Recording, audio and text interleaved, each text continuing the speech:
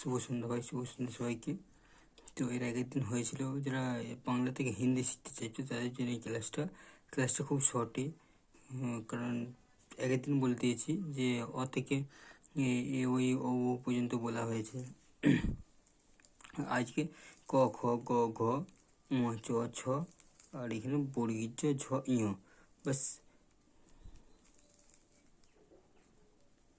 এই 10টা মাত্র।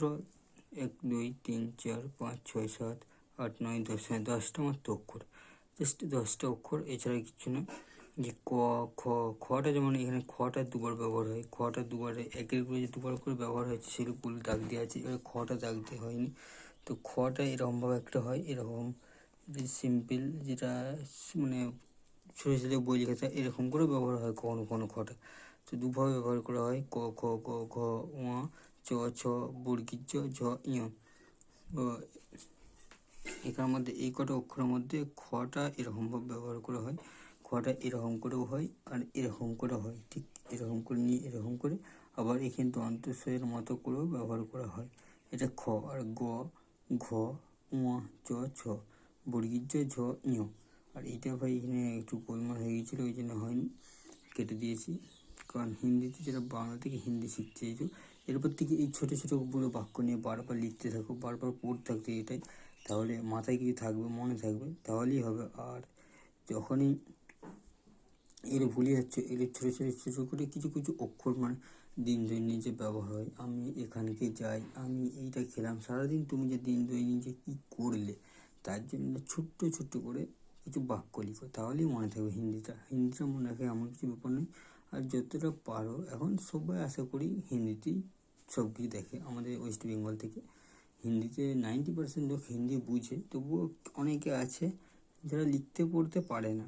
এবং এটা হচ্ছে বাচ্চা ছেলেদের জন্য, বিশেষ করে যারা বাচ্চা ছেলে বাড়িতে যাদের আছে তাদের জন্য। কারণ এগুলো বড়রা শিখতে পারে, শেখার কিছু নেই, কারণ বড়রাও যারা কম্পিটিটিভ এক্সাম দিয়ে অনেকবারই বলেছি, তারাও শিখতে পারে, কোনো অসুবিধা নেই। কিন্তু বাচ্চারা যে ভবিষ্যতে না পিছিয়ে যায়, তার জন্য এগুলো করানো হচ্ছে এই ছোটো ছোটো করে। যে কোনো মা বাবা যদি এই ক্লাসটা দেখে থাকো, তো তার বাচ্চার জন্য অন্তত এগুলো করো। বাচ্চার জন্য করলে বাচ্চা কিছু শিখবে, আর শিখলে তুমি যে জায়গায় আছো তার চেয়ে একটু উঁচু লেভেলে আশা করছি তোমার বাচ্চা যাবে, তাছাড়া কিছু না। বাচ্চা আর কিছু শিখলে সে ভবিষ্যতে আরও ঠিক হতে পারবে, কারণ সমস্ত মানুষের কথাবার্তা বলতে পারবে, কিছু লেখাপড়া থাকলে কিছু লিখতে পড়তে। কারণ আমাদের রাষ্ট্রীয় ভাষা হিন্দি, এই কারণে আমাদের যেমন আগে দেখেছো কিছু কিছু অনেক পরীক্ষা, যেমন আইএএসের পরীক্ষা, আইএএসের যে ইউপিএসসি যে এক্সামগুলো হয়, ইউনিয়ন পাবলিক সার্ভিস কমিশন, এর যে এক্সামগুলো হয় সেগুলো দুটি ভাষাই হয়, ইংলিশ আর হিন্দি, এই দুটি ভাষাতেই হয়। আর তাছাড়া আশা করি, আমি তো জানি না কোন ভাষায় হয়, তেলেগু মারাঠি এই ভাষায় হয় না মনে হয়, এগুলো এই ভাষায় হয় না, জাস্ট ইংলিশ আর হিন্দি, এই দুটো ভাষায়। ইন্টারভিউতেও তা ইংলিশ আর হিন্দি, এই দুটো ভাষায়। আগে শুনছিলাম নাকি ইংলিশটা জানা খুবই দরকার, এখন ইন্টারভিউ গেলে ইংলিশ না জানলেও হবে, হিন্দিতে ইন্টারভিউ দিলেও হবে।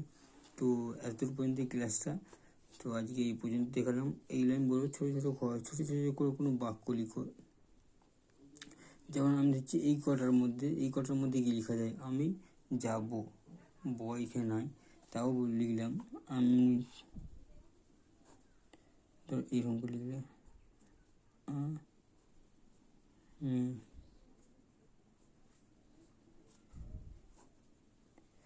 যাব, আমি যাব। ছোটো ছোটো করে বাচ্চাদেরকে লেখাও, আমি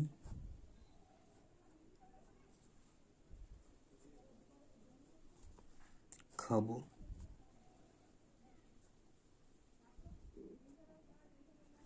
ঠিক আছে।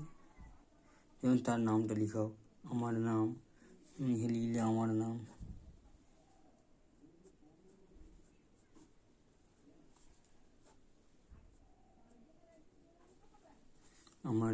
তাকে তার গ্রামের নাম, সমস্ত কিছু লেখাও, তবেই সে শিখতে পারবে।